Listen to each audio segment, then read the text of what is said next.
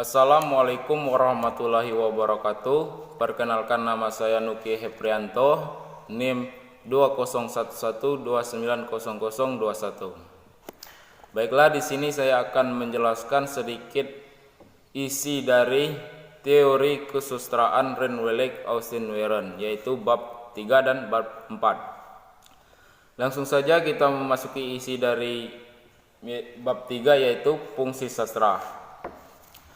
Fungsi sastra berfungsi menghibur dan sekaligus mengajarkan sesuatu.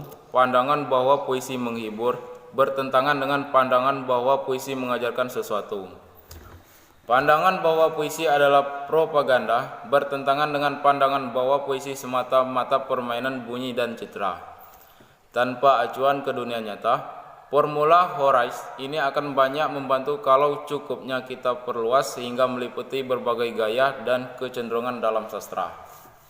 Misalnya, dalam sastra Romawi dan Renaissance.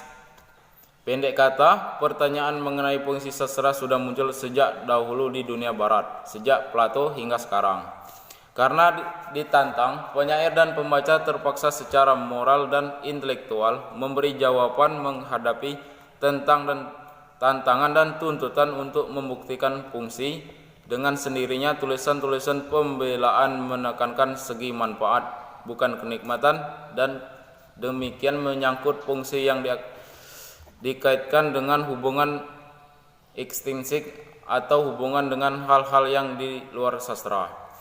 Dengan demikian, istilah fungsi lebih cocok dikaitkan dengan tulisan-tulisan yang bernada apologetics atau membela, mencari alasan.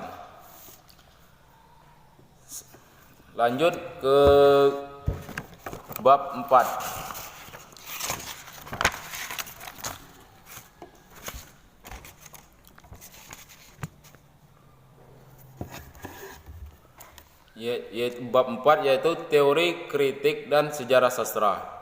Di wilayah studi sastra perlu ditarik perbedaan antara teori sastra, kritik sastra, dan sejarah sastra.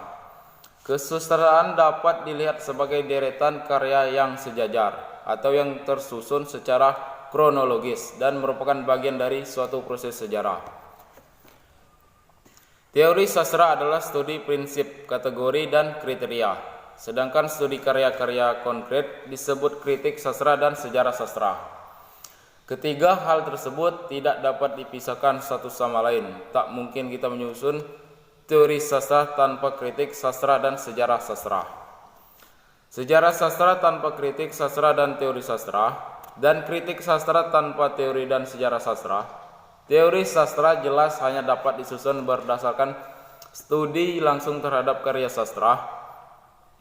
Sejarah sastra sangat penting untuk kritik sastra. Kalau kritik hendak bergerak lebih jauh dari sekedar pernyataan suka dan suka tidak suka.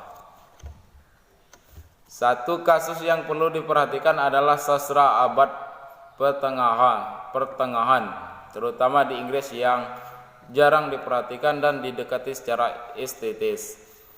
Penerapan sudut pandang modern akan memberikan perspektif baru pada puisi Anglo-Sakson atau puisi lirik abad pertengahan yang kaya. Sebaliknya, pendekatan sejarah dan penelitian masalah genetik dapat membantu pemahaman sastra kontemporer.